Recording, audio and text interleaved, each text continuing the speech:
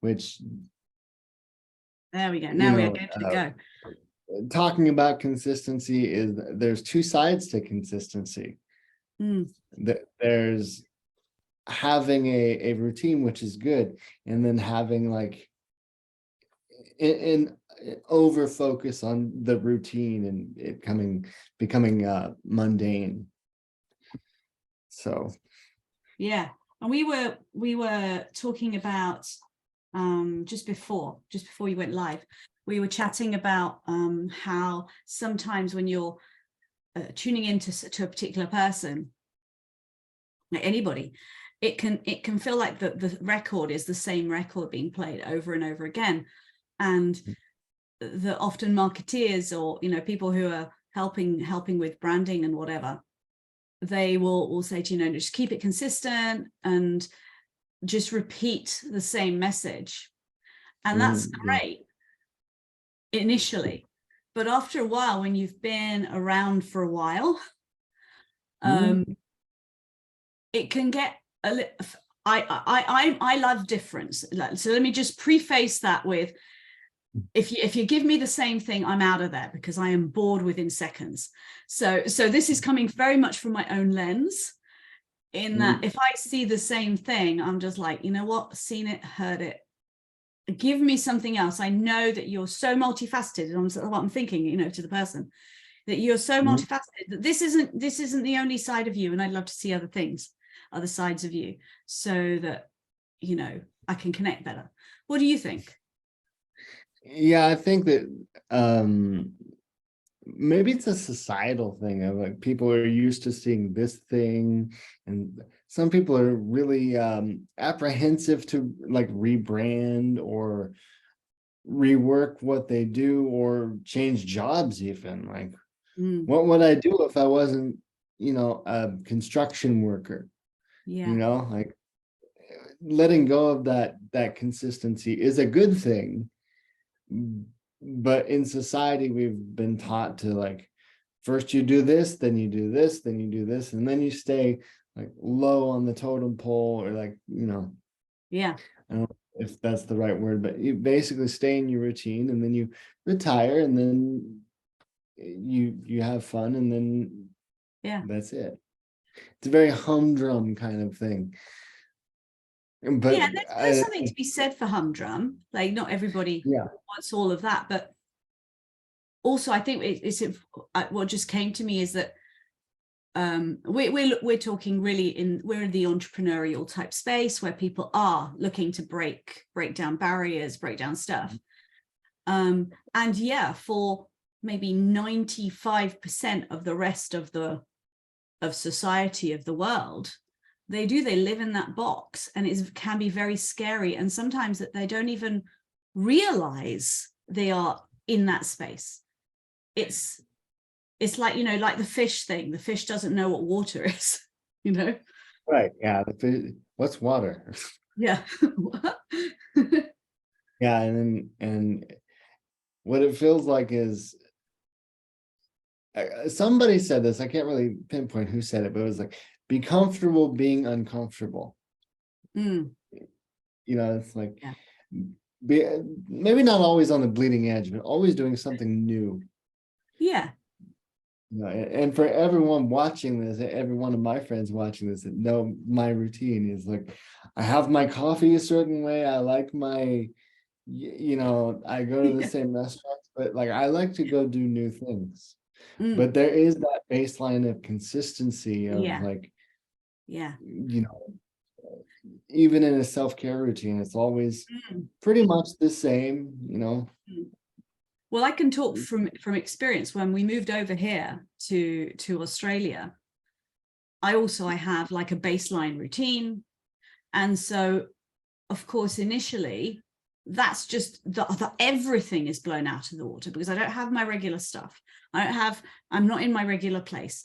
I don't have my regular hot chocolate. You know, everything that makes my baseline was literally ripped out of place, including obviously weather, time zone, seasons, you know, like things that are fundamental to to living, you know, in the UK, I know that May, June is spring. Here, I'm still confused because we're going into winter, so, and it is, and I'm still feeling spring-like in terms of my seasonal cycle, and it's been 2 years near enough coming up. So, you know, that consistency, that baseline routine, when that is shaken and like completely removed, it's a real surreal experience, because you literally, you know, I talk about out of the box, and I talk about, you know, changing things up. Literally, I do not still know which way is up. Yeah. I mean, and because you don't know which way is up, there is no box. Exactly. So there's a Yeah, and little there is bit no of up. excitement. There's no up. It's like, Yeah. You know, yeah. I can relate to that. I was traveling nomadically for 4 months, and it was like, Mm. all right, I've got to find a new place. Yeah. Where is that place? I'm not quite sure. What I'm going to do in that place, I have a few things, but you know, like in some ways it was exciting, and in other ways it wasn't, because what would happen is that, like, I spent a month in Nashville, and I found a coffee shop that I really liked, Yeah. Nashville, Tennessee. And then I ended up going there every day, you know, just about, you know, because I like the coffee shop. Okay. Yeah. Well, then I moved to Austin, Texas. And it was like, now there was no consistency. Those people that knew me in Yeah. Nashville, Tennessee was like, where did that guy go? Yeah, So, yeah, exactly. And for me, I actually I'm slow to build connections. I take my time. You know, I'll make acquaintances. I'll chat to anybody. I really will. I mean, I'll talk to everyone and anybody. The cashier. I love having chats, but deeper connections, friendships, takes a long time. And yeah, I mean, I would say that here, that's not happened yet. It's taking a long time, because without my consistency, without my routines, I'm not going to the same places, I'm not seeing the same people, and it's actually really brought forth my natural tendencies, which are not routine. You know, some people and I am really sort of, at the moment, I'm thinking, right, well, maybe I need to have some kind of routine. And then I'm like thinking, but whose world am I talking from when I say that? What perspective am I talking from? Do I really need it? Is there already a baseline of, you know, how I live and how I be, that is enough that I don't need the physical routines? I think the only caveat that I would put in, that I do need to put in there, is to get back to regular exercise. yeah. That I think is the only thing that I would say for me is missing. But because everything else is like very flowy and like all over the place, that it's quite difficult. I am finding it very, very difficult to get that routine. And on the flip side of that, my work has evolved and changed so much, because there's no boxes anymore. There's no structures anymore. It's like, wow. And it still feels like I'm traveling. I haven't landed. Feels like a lot of traveling still, which is cool. I think it's, for me, it's cool. Yeah. Well, we were talking about this today. I was talking about this with a coworker. Okay, so we were playing a game. You know, when you turn over like a video game or a movie, and why it's rated this or something like that. What are 3 characteristics Mm. that are on your rating card. Ah, okay. So tell me, what are yours? Because I know what mine are. What are your three things that make a movie really, really good? Well, not really on a movie, but what are your characteristics? So it's like What do you mine are mean? like I'm extremely playful. Like, Yeah. what are your key characteristics? Okay. Um, Oh, I see what you mean. yeah, and it's more of like I'm more carefree. I used to not be carefree. I used to like Mm. overanalyze everything. Mm. And the third one is like I like to have fun. Mm. If it's not fun, I don't want to do it. Yeah. Yeah. So Okay. So I would say fun, carefree. Yeah. Okay. Yeah, I could see that. I could see that. I could see that. So what would you say my characteristics are? you're very joyful. I mean, it's I'm sure you may have your moments, but Oh it's yeah, like everyone has moments. I'm yeah, like a tornado when I have a moment. that's funny. But it's and you keep saying this is like your work is flowing. Well, you just kind of flow into things in a very good way. Mm. It's like you're like, okay, well, that's there. We'll deal with it. Don't worry about it so much. And it's you're just very unique in the way that you approach life. Hmm. So I thank you for that, because I don't see that. I suppose because I come from a very, very traditional, so it's interesting, I come from a traditional family that never wanted to be traditional, but was so traditional anyway. So, so, there was always this, no, we're different, but yet you're doing the same stuff. So you're Mhm. really not that different. So I always Yeah, had this sort of real pull between, I didn't really know what traditional was, because they would say that they say we're different and then do the traditional things, and it was a little bit convoluted. So I grew up a little bit like, huh? I don't know. yeah, And when you, that confusion piece, when you just don't know, you just like, well, whatever then. Let's just yeah, go with right. what's there, because there is no, the only stability was the family, the love of the family. That was the stability, but everything else was very changeable. And I also saw a lot of, I think, so many people with, our this kind of generation, the previous generation has all a lot of the hard work type stuff going on.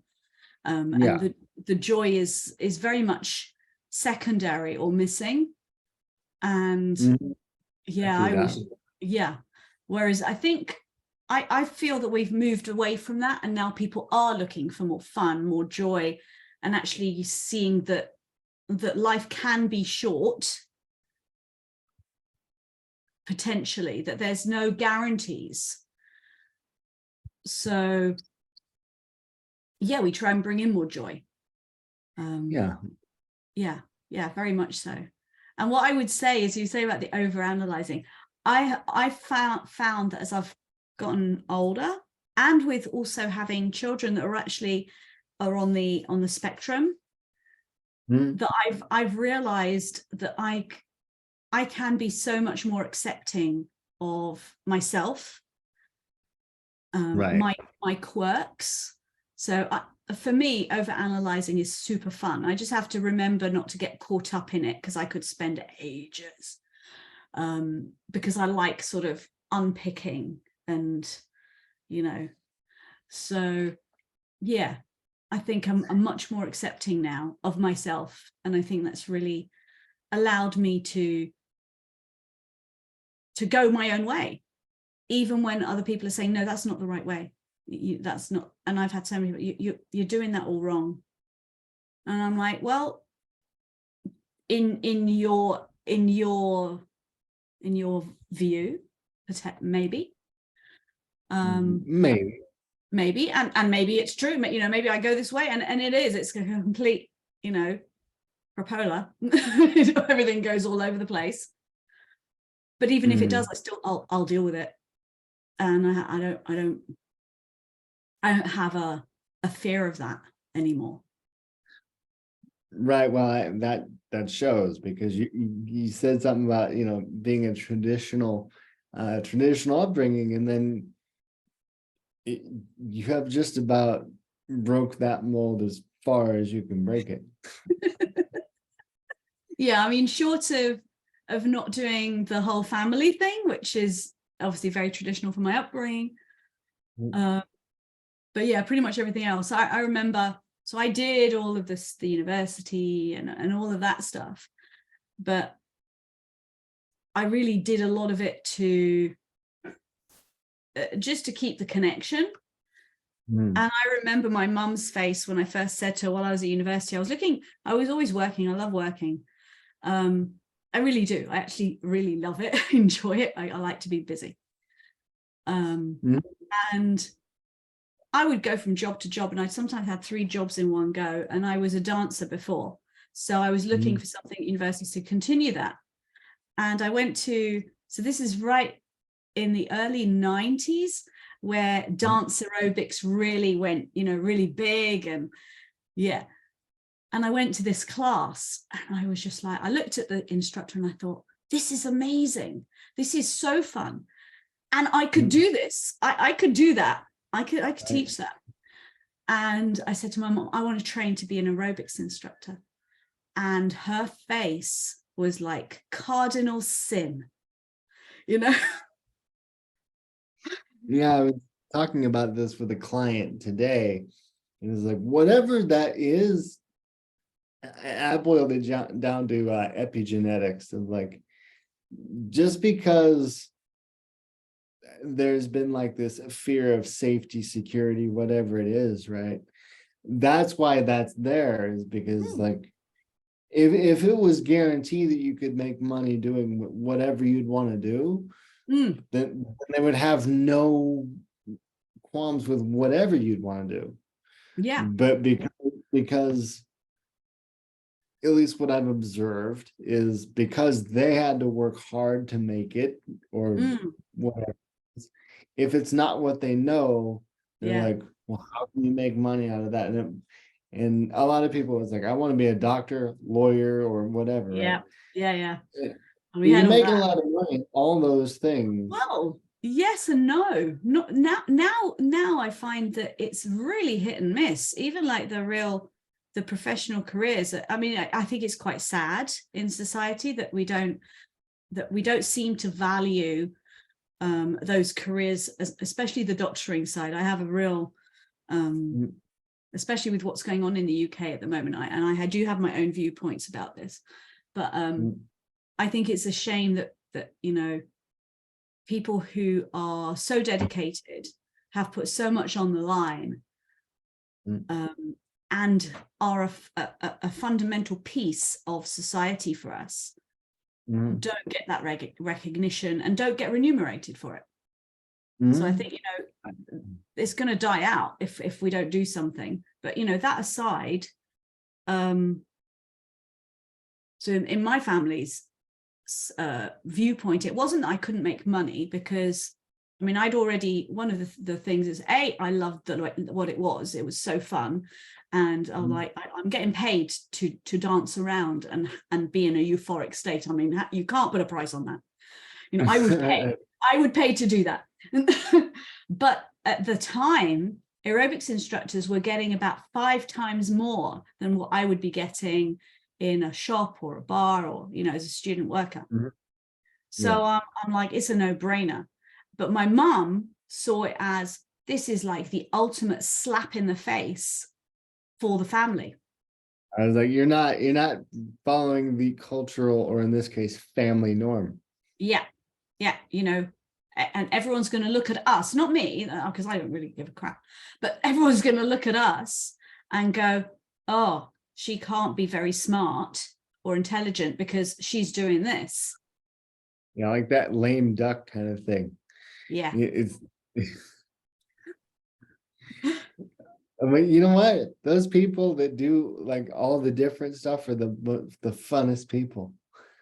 But I find it kind of unfortunate that, yeah, of course, But it I kind used of to take starts. great relish because my parents, when I would go home and we'd go out and they would introduce me and, oh, what does your daughter do?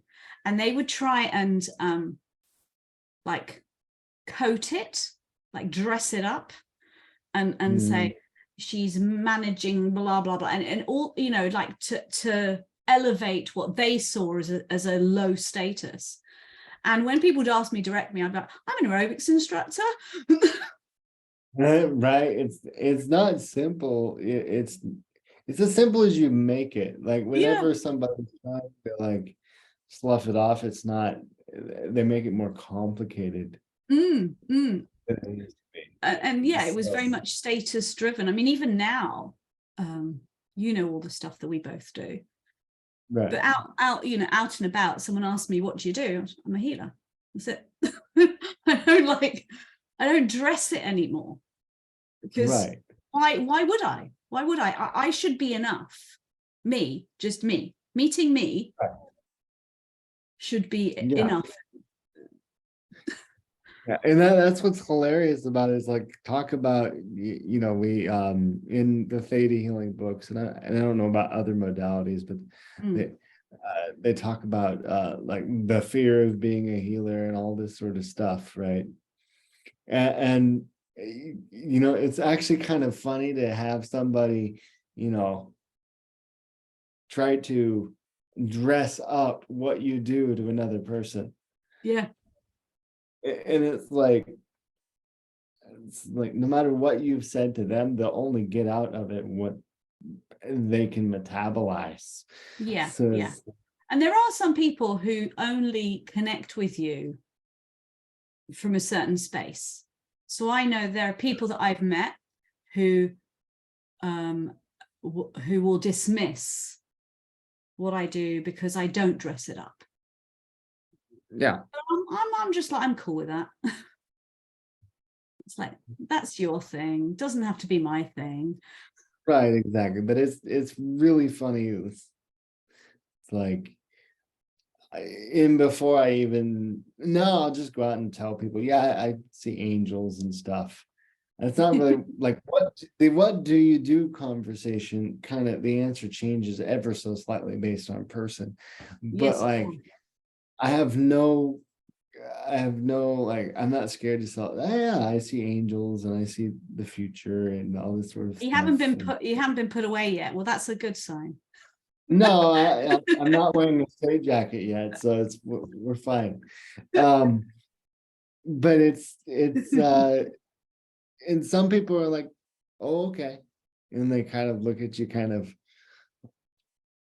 a little odd, and then we continue the conversation. And some people are like, that's really interesting. I Yes. love it.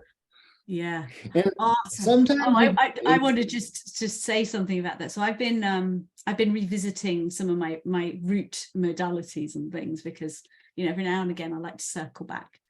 And I've been watching some advanced conversational hypnosis mm, content. And the guy really talks about how when you're in a networking room, how to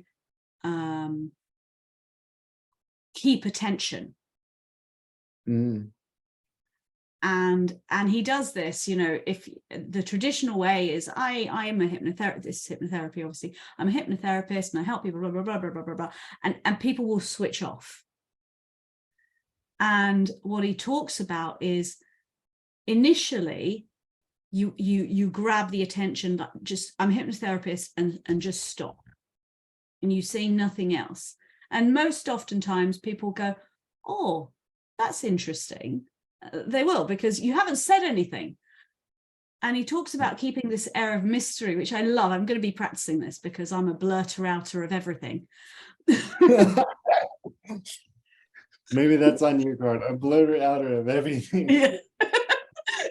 Yeah, if it's it's funny because my daughter's 9, she's 10 now, she was 10 on Sunday, and this is how I describe her to people. It's like, if it's in her mind, it's out her mouth, and I'm not far off. I've only just gone tempered it with age, but I'm sure when I was young I was probably like that. And then he says, rather than sort of telling people what you do, you give people an experience and make it about them. And not because you're trying to do anything, but because that's how you build the trust. Because frankly, a lot of times, if you're asking people, unless they're really, really interested, they really don't care.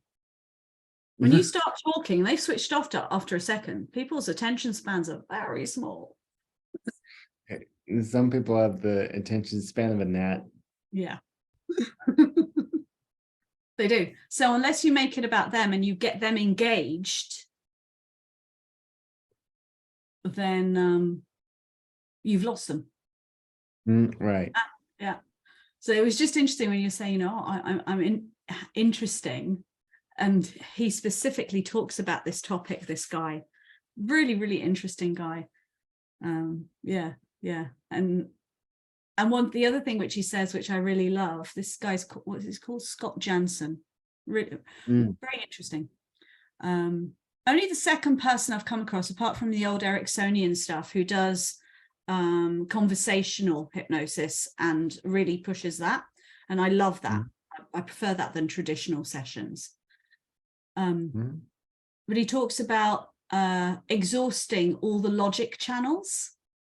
And that I think is that's something that maybe as healers, as therapists, as these sort of things that's gone a bit by the wayside. It's like when someone comes to you with an issue, it's like, have they exhausted all the logical channels before you stick them in the chair and start doing hypnotherapy on them? Yeah. I kind of equate this to, like, here's a piece of candy, now go do with it what you want. It's like giving them like the one word answer on what you do. Yeah. Let them ask the questions or ask the questions. Yeah. And then also, I mean, for me, this was a revelation, because I end up very energetically wiped if I flow too much. So like a networking event, which I haven't been to for, oh my God, I can't even remember when, is very, very energetically draining for me, because similarly to yourself, I'm not just seeing the people in the room. I'm experiencing every single other dimensional shift and reality going on in the room at the same time. Yeah. So there's a Netflix program. Have you watched Travelers? No, I haven't. Oh, it's quite cool. It's pretty cool. It's very, very on trend, in that there's this AI like being that sends people back from the future to essentially fix the destruction of mankind. And yes, it's very cool. But towards the end of it, one of the travelers, so each one has like a role from the future that they play. So there is the person who kills people, there's the strategist, there's the team leader, and then there is the historian. And this historian is basically downloaded with all timelines, all history from where he is in the future backwards. And in order to keep things straight in the timeline that he exists in, he takes these pills, and they've put him in a body of a drug user, so he doesn't want to take drugs anymore. He throws these away. And he literally is living all timelines. And so you see him seeing people coming in that don't actually exist in his existence. And he's seeing all these timelines, and it's really, really interesting. Very, very good description of if you're very, very open to that, it can feel like that. Yeah, like phasing in and out Uh, yeah, it's interesting that you bring that up because I've had that a few times this week of Yeah. like, I'll tell you. it's not that things are phasing in and out. I'm just like, I've seen a lot of things happen that haven't happened yet. It's always Mm, interesting to get downloads like that. It's like, all right, we'll see where this goes. mm. And just with like, it's almost like you're in a crowd sometimes, right? Like physically in a crowd, and like, oh yeah, there's this person over here. But then when you're intuitive, sometimes that crowd exists on a different plane. Mm. Yeah, yeah. Oh yeah, Interesting. there's Bob the spirit over there. Yeah. Yeah, very So, much so. Um, yeah, it's very, very much it's not the normal field. Like there's mm. nothing, I mean, it's supposedly everyone can do it, but it's like Yeah, society is the furthest from normal as you can get. yeah, exactly. So That's what makes it going enjoyable. back to sort of consistency, when all of this is happening, that I think is why we find it very difficult to have that consistency because Yeah, it's almost like you're living alongside the stream of yeah, the stream of reality, consciousness, whatever you want yeah, to call it. yeah, yeah. Um, I think that I think, at least for me, I need some consistency. Mm, I like to wake up and have coffee. yeah. That's my thing. In Mm. fact, so much so that Facebook sends me a lot of coffee memes. Coffee links. Um, Yeah. I have my hot chocolate. That's my thing. It's right, morning here. yeah. Everybody in the morning. I'm in Australia. It's morning. Stacey, you are across the world. Um, it is evening and it's the day before, like over like way back a day before. We have a running joke, don't we? That we're Shell, how are things? Like the future's really good. Right. Like you sent me the Zoom link today. Yeah. You're like, here's the Zoom link for tomorrow. And I'm like, Yeah. wait, but it's today for me, but it's tomorrow for you. That's hilarious. I So, know. but it's same thing as working with people. It's like I don't go to an office and work with people. Like in my uh intuitive practice, it's all online. So it's like Yes. sometimes they'll be in a different state, sometimes they'll be in a different country, sometimes, you know, uh, you know, if you're looking at getting into intuitive work and doing appointments and things, get a scheduler. Oh, That definitely.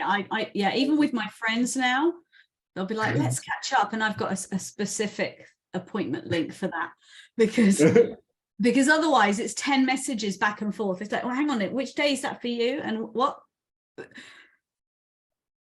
yeah, it's like last week for us. I was like, all right, I'm ready to go. You're like, it's next week. I'm like, oh no. So yeah, definitely a scheduler. Oh, I have a question for you. So I had a Hmm. client recently that I've been working with, and I've been supporting them through wanting to get pregnant, but also there's just been a bereavement in the family and stuff. And she comes along and we do all sorts of fun stuff. So we do it face to face. And she asked me, how do I learn to do what you do? So I love what you do. How do I learn to do that? So if someone asks you that, what do you say to them? Hmm. Well, it really depends on the person. It's slightly different for everybody, but there's not an ABC Mm, um way of learning. Of course, there is modality wise, right? yeah, But before you pick a road on what modality you want to do or what you mm, actually want to do with what you want to learn, that in itself seems a little convoluted, but people do theta healing on themselves, people do hypnotherapy on themselves, they don't yeah, really see clients. But learning yeah, to do like what we do is to really learn about how you communicate with the world first. mm, Uh, I read when I was really young in figuring out like myself. I read a book called the Empath Survival Guide by Judith Oh yes, I've Orloff. heard that one. Yeah. Yeah, it's got some very useful tools of like, here's how to protect your energy, here's how to, zip up your aura, that sort of thing. It's some very basic, tangible tools. So Mm, that's always my first go around with that, is like, then it's more of like, okay, what are you experiencing, if anything? Like, mm, okay, do you feel things? Do you know things? hmm. Um, Yeah. Where is your sense? right. So figuring out where your sense is, and really just getting to know yourself before you're like, I'm gonna have all these tools. Well, Mm, all of these exactly. tools are influenced with how the specific person views reality and Yeah. communicates with the universe Yeah. itself. So learning oneself and how you communicate is number one. And number Yeah. two is like, you're not going to do what I do. Yeah. Like, Exactly.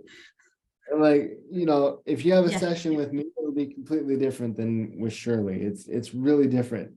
Uh, Even though we do some of the same things, but how it's applied is more of a unique thing to them. But it's like, Yeah. okay, what another thing I ask is, what area are you wanting to focus on? So Yeah.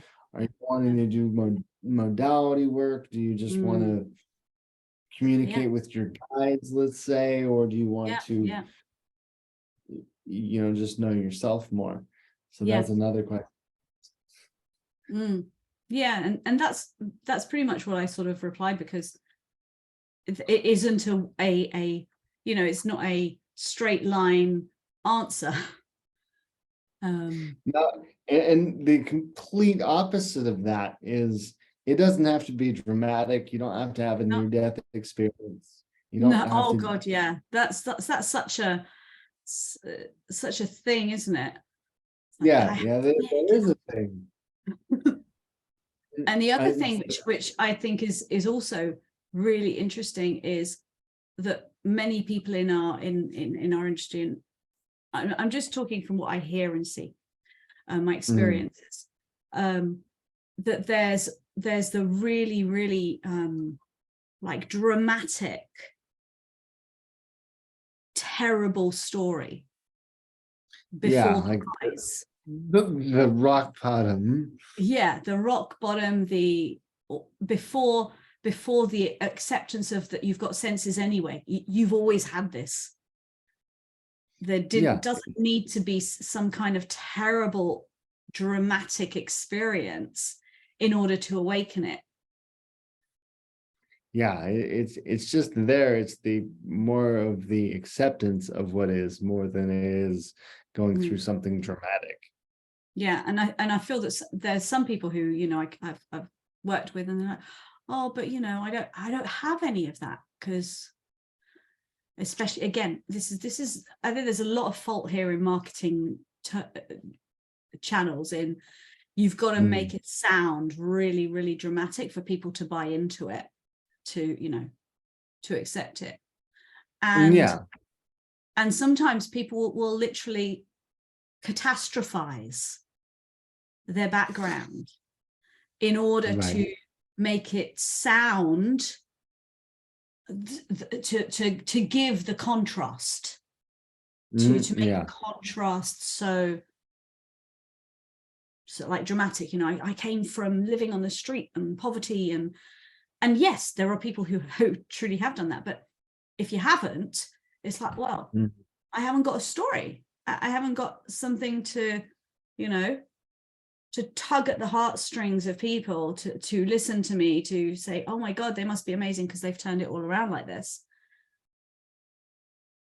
Yeah, what's coming to mind is like coloring and drawing. Some people love to do that. Yeah. I like to do that. But do we have a dramatic, you know, a whole discussion of like how we came to drawing? Probably not. No.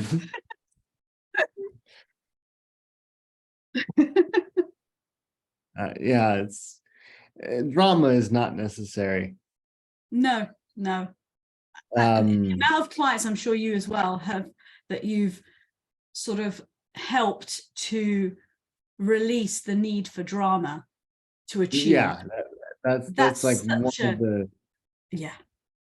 that's one of the cornerstones of it. It ends up Mm, being like the need for drama, or like the two things that I seem to see most often is like some people to tell you you can't do it to do it. I see yes, that most, yes. and then drama. And then drama, And yeah. it's kind of hilarious. You know, we don't have to operate like that, but like, it's almost like, It's the toy built in. commercial. Right, Yeah. yeah, right. It's built in. Like the toy commercials, batteries not included. Well, what Yes. the healing arts, drama not included. Yeah, I love that. You need to tagline that. You need to trademark it. Yeah. That is cool. I Yeah. like that. I mean, Yeah. and and another thing that I've found with some of this is like you've got to get yourself all the way done before you find something, or you feel complete. Mm. Yeah, that's Like, an interesting one. It's like, yeah, yeah, yeah. And I, yeah, I think out of all that, that's something that I'm pretty good at not doing. yeah, yeah, I So would yeah, agree. I'm pretty much almost there. That's enough, and I'll just move on. And I don't have this drive to need to complete and tie it all in pretty bows, because I don't know about you, but for me, tying it all in pretty bows, the next day I'm only going to undo the bows and start to pull it apart again anyway. So it's like, okay. Mm. You see, I'm the exact opposite. As much as I like to have spontaneity in my life, I Mm, like a completionist kind of, I have a completionist attitude. yeah. One of my good friend Stacey Rush will be laughing her head off right now because when I took theta healing, by the way, I say don't do it this way. Find your own way to do this. But Mm. what I did was I went to Montana and took Oh, I remember. uh You took everything. and like 6 or 7 classes. I forget the actual number. Mm, Like doing day and night classes, like this mm, whole immersive thing. yeah. And I once had this whole like completionist mentality toward theta healing. But I And had it's like, similar. I had the same when I first started. I started with basic. By June, I'd already done the IA. And for those of you who don't know what that is, there are various classes along the road, and then you get to what's called master and certificate of science. There's like the group of courses, and I'd yeah. done every single course all the way up through to like DNA 3, which was the gold standard at that time, within Yeah. 6 months. Plus, I was doing 2 sessions a day, practice sessions a day, every day, because Yeah. it wasn't just the classes. It was like, now you've got to practice the skills and Yeah. sort yourself out. So I get that. That part of the completionist stuff I do get. But I've relaxed it a lot, I think, now. That's relaxed a lot. And I only do that when it's something really important to me, I think. Yeah. And I've reached this Yeah. place, at least with theta healing, is like, oh, it'd be fun to go through the teaching course for IA or something like that, or one Yeah. of the higher classes. But do I need that to be complete? No. No. Exactly. And I did the same. And Mhm. the way I looked at it was interesting. Was I would like to go through the course itself. I actually I'm a learning junkie. I'm a course junkie. I love courses. I love learning. But the reality of it is, would I actually teach 15 days at a stretch? Mhm. No, unlikely. I would need to do it as a co-teach. Unlikely. Unlikely. I never say never, because you just don't know. But Right. it's at this point in time, it is unlikely. Yeah. And I 15 days would be hard for me to keep straight. It's Yeah. like, okay, what day are we on? Yeah. You know, Yeah. um, So did we yes, cover that I get that, yesterday? the completionist part. But it's interesting, we're talking about consistency, we're talking about spontaneity. And I feel that there is a real talent in keeping a balance of enough consistency so that you can be grounded, you can function Right. in the physical body that we're in. Because, you know, Yeah. like it or not, we are bodies. Whatever all the other stuff is going on, we're still in a body. Right. Yeah. And then creature of habit too. Yeah, You and know, a like, creature of habit. And then balancing so that with keeping enough openings that you can experience growth exactly. to your own taste. Yeah, everybody else stuff will be different. Like Mm, if you'd like to go to the beach every day.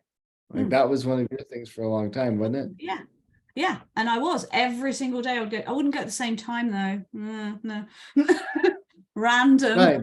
hit miss. But yeah, there was beach every day. And then I realized that actually just being somewhere spacious was enough, because that was what I was missing, because I come from London where all the houses, everything's on top of each other. And Mhm. just being in a place where, and you know what makes a difference? It's because in London, all the houses are 2 floors or more. So it feels really, really claustrophobic. But here, most of the houses are bungalows. Mm. So when you look up, you just see sky. Right. And it just feels so big, just through that simple thing. But yeah, I realized that actually, you know, if I've got an hour, I'm equally quite happy just to go and be in my pool or just be outside on the grass. I have 2 cats now, so I will, in my spare time, I will go and sit and cuddle a cat. Yeah. Yeah. And that's important. That's really important to have some consistency and like you know, like what we're saying, but have spontaneity, but that balance is different for everyone. It really is. It really is. And yeah, having someone help you with that, actually, I would have liked that, because I've really had to, in the 2 years I've been here, like really work it out on my own, because even my healer friends, they know my life back in the UK. So working with them, that it's like you slip back into that space. Right. And yeah, having someone who doesn't know much about you but can tune in really, really easily and pick up the nuances, I found I would have liked that early. Actually, you know, our conversations have kept me have been very, very helpful along the way, because we've been in touch for over 2 years now. Right. Yeah. Which is that So was kind of fun. That was, you're talking about it taking forever to, or not forever, clear cancel delete, but taking a long time to build up rapport and all that in relationships. What was it depends. for us? It was like 2 It weeks. was 2 weeks. It was like within the first session. Right. Yeah. But Yeah, we but started talking. to actually become friends who meet outside of the course. Yeah. Right. Yeah. It's we met each other in basic instructors, and I think we had a mutual friend, you know, that you've done Yeah. a swap Yeah, we with, had a and mutual then friend. Yeah. But yeah. I think her name was Angela Lieberman, is if I remember correctly. Yeah. But yeah, and then it just kind of sprawled out from there. But you know, it's even that was out of my comfort zone, not necessarily just me or you. It Mm. just I went from like going and doing the same thing every day to like now I'm working with somebody in India with a practice section, you know, Yeah. Yeah. And Yeah, that's and interesting, isn't it? yeah, and I'll never forget this. This is my most unique thing. A random question. The most unique thing that I've ever had happen in a class is I was working with I think she was a 12-year-old instructor from India. Wow. I was like, that is That is interesting. unique. That is interesting. And what an amazing experience. Yeah, that was amazing. And I was just like, I don't know quite where to place this experience, but okay, we're gonna just go with it. So what was your most unique thing to happen in any Oh, one of the healing modality classes that you've been through? oh my goodness. I don't know. I couldn't give you one. I think probably the most unique thing that happened was when I actually, believe it or not, I actually didn't know that I was an empath. I didn't know until a few years ago. Right. I didn't know any of that. And I was in class, I was doing body process classes. Mhm. And I was being worked on. So I was laying on the bed. And I was like, I need to get up because I'm in a lot of pain. My stomach hurts, my back hurts. I just need to get up. And the instructor at that time, she said, hang on a second. And there was only about 12 people in the class. And Mhm. she said, right, who in here has chronic back pain? And someone put their hand up. Where is it? And they told us. And then who in here has like digestive issues or issues in the area? And someone put their hand up. And she was like, your body is healing other people's stuff. And I'm like, oh, that's what's going on. Because I'd had these mystery illnesses that I'd been taken to doctors and had tests and nothing would come up. But yet I was experiencing the symptoms, the pain, all the rest of it. Mhm. And a light bulb just went off. I'm like, oh, Ding. ding.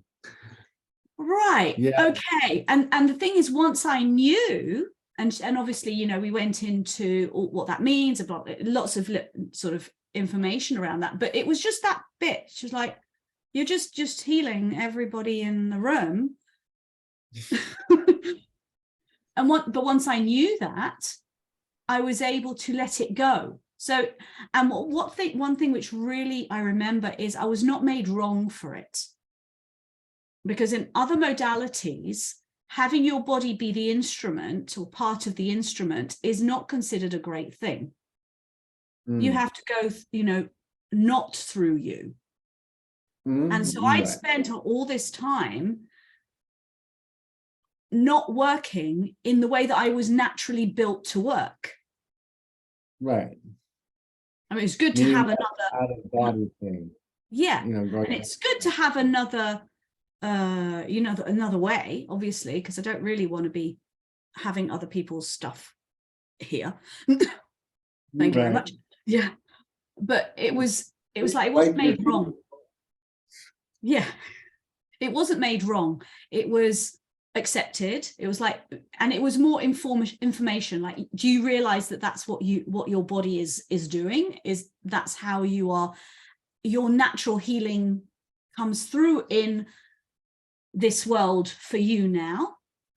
I was like, oh, okay. And then it could, I could do that, but without having the pains, without having the illnesses, without having to hold it, because also now, through theta healing, I knew about instant healing. So it was like, oh, I can notice it. I can put it through if needs be, if it naturally does that. Right. But it can be just gone. So that for me was unique. It was literally the conscious knowing of feeling everyone's stuff. And now that's helped me so much, because with my daughter, who is also an extreme, both of them are really extreme empaths. The 10-year-old I'm not so sure about yet. but I've seen that with the 12-year-old and the 14-year-old.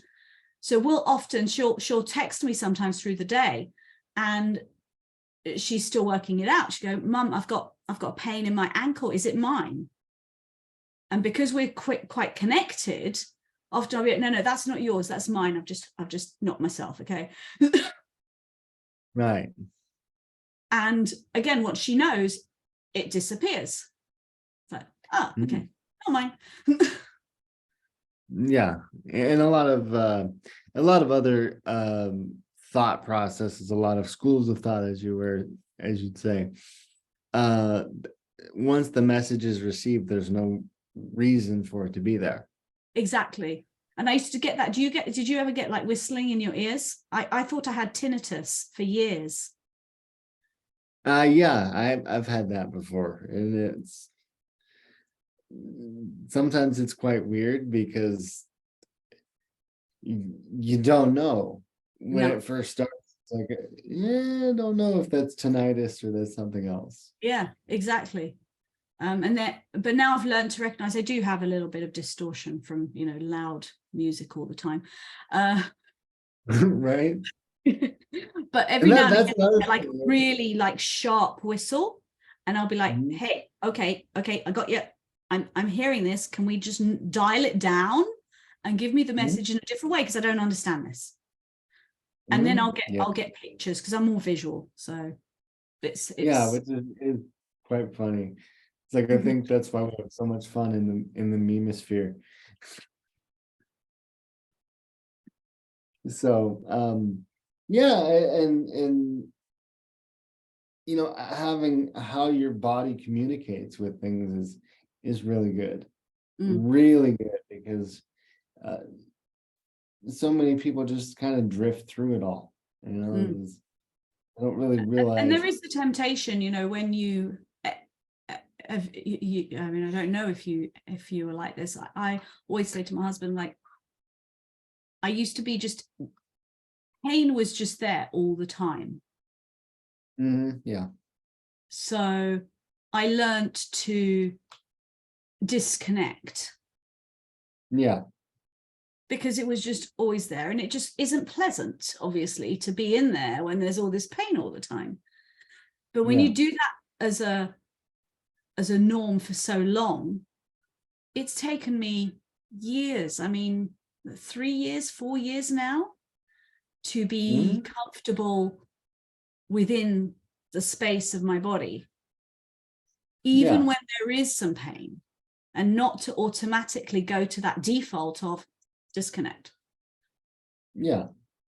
And of course, the person teaching the modality in me goes, what is that pain trying to show you? And like, even that is like over analyzing it sometimes. Sometimes you just need to look at it and be like, hey, you're here. Awesome. Let's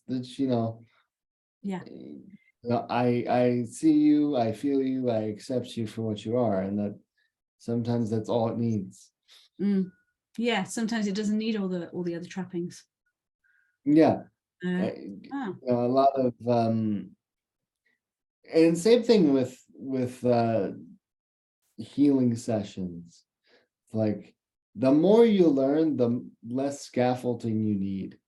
Yeah. By that I mean, so like, true. the less formulaic. I've ran into, when I first did practice sessions, I ran into people of all different at all different points in their journey with whatever modality they are learning.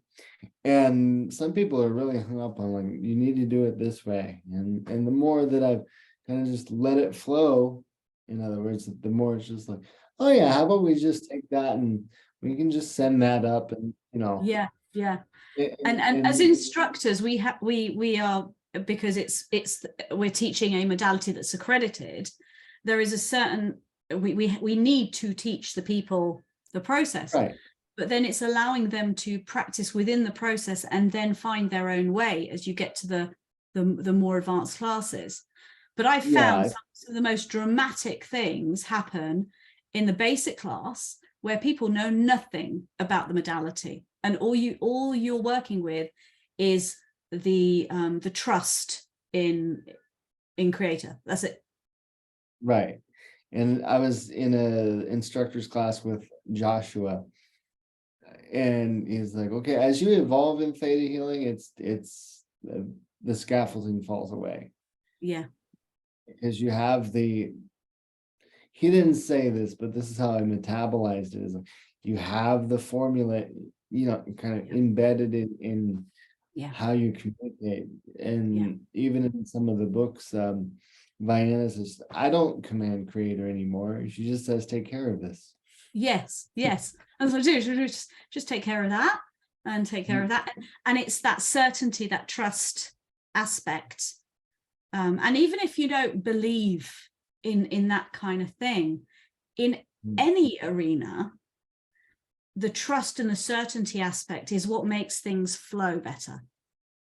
Yeah, and how do you get trust and certainty is having that consistency, whatever consistency you need, and then knowing oneself, and then actually knowing how you experience things. That all is one big ball of how you exist in this world, which is well, I funnily enough, I mean, you know my story. I started when I very first started, the first tool I picked up was tarot. That was what I was drawn to. And then I did pendulums. We've both been through so many different things. And I remember being asked the other day, about a month or two ago, Shirley, could you do a reading for me, a tarot reading? And I didn't have my cards. And I said, well, I can do that right now, but you don't have cards. I said, I don't need cards. No. Cards I said, the cards are for you. So that you see that I'm doing something, but the channel is me. So I don't need a pendulum. I don't need cards. I don't need a modality. I like them. Don't get me wrong. I love crystals and cards, and you know how many decks I've got. I've got like 50 decks of cards. I just think they're pretty, and I play with them. But do I need them? No, it's scaffolding. We don't need it. Yeah, it can be as simple as, creator, what is going on in their life right now? What do they need to know at this certain time? And I don't even now voice creator as much, because it's kind of like within now. It's like I'm always connected. So okay, can you just, so when I say, so you is creator, kind of, you just tell me, and we learn obviously to hear the different, or to know who we're speaking to.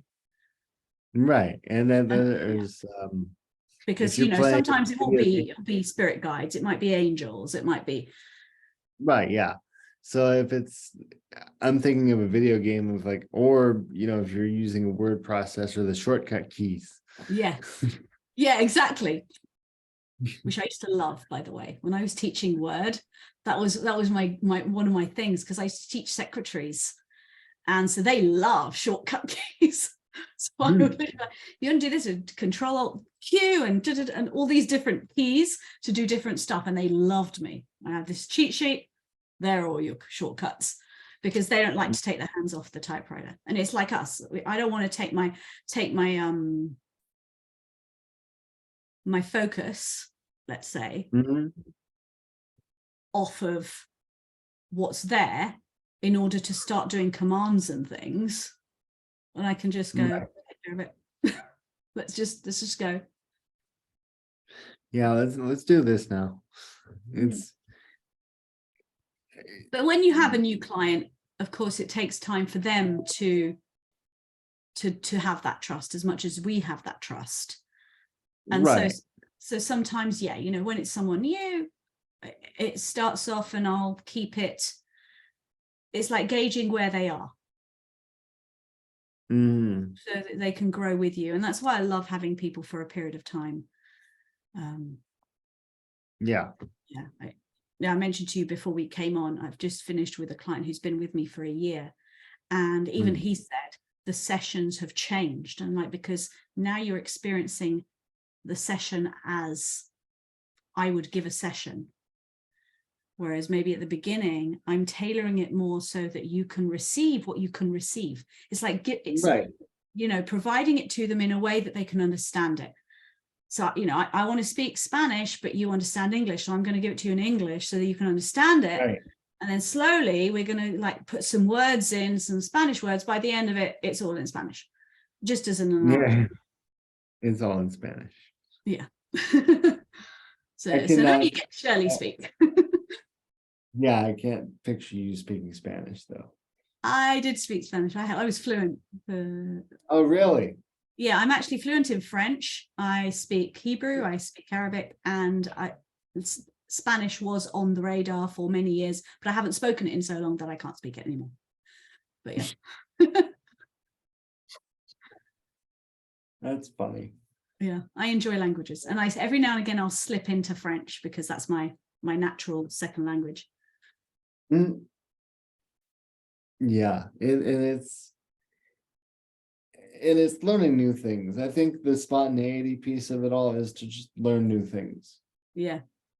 Even if it's not, anything to do with metaphysics, or it's just learning new things is a really unique way of experiencing life. Because every day is a new day, and to use a cliche saying. It is a cliche, but it's a good cliche.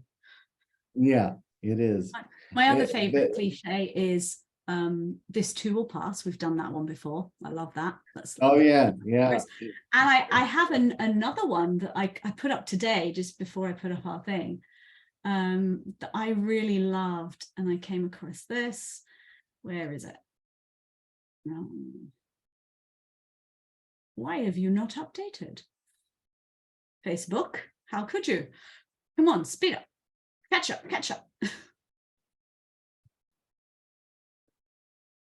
Oh, he's very slow. There we go. Yeah. Yeah. In wisdom, one thing you know is that you don't know. I love that. Yeah. What is, I think it was Socrates that says, knowing that you know nothing. Yes. Yeah, exactly. Oh, geez. Yeah. Yeah. This, but I always think of Bill and Ted's Excellent Adventure when that pops into my head. Yeah. But yeah. So we're going to wrap up. So you have any tips around the things that we've talked about? We've touched on a lot of things. We have touched on lots. Most of all is just know yourself. And I feel like tuning into your body every day, being like, okay, what do we want to do today? What do you have to show me? And, just communicating with your being every day is a good tip. Yeah. Yeah. And being open to new stuff. Yeah. Being open. Yeah. Being open. Yeah. I love that. So as always, if anybody watching this back has any comments or any questions that you wish to ask either of us, please put it in the comments. This is also going to be posted on YouTube as well. So you'll be able to watch that there. And we will be back in a couple of weeks. Yeah. Yeah. For another chit chat. And this is how it goes. And we'd love to know if you're enjoying these actually. We will continue doing them. It's just whether we stream them or not. But because we have these anyway. We have catch-ups like this anyway. So yeah, it's always awesome to get feedback on what concepts we'd like to cover. If there's something. Yeah, exactly. If there's anything that comment it, and we'll work that into the conversation.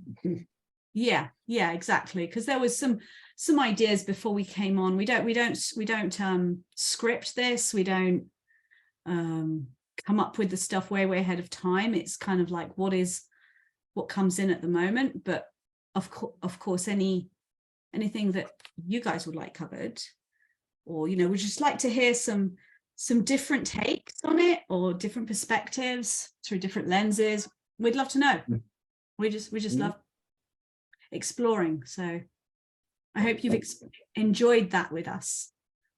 And thank you. Yeah, thank you so much. Yeah.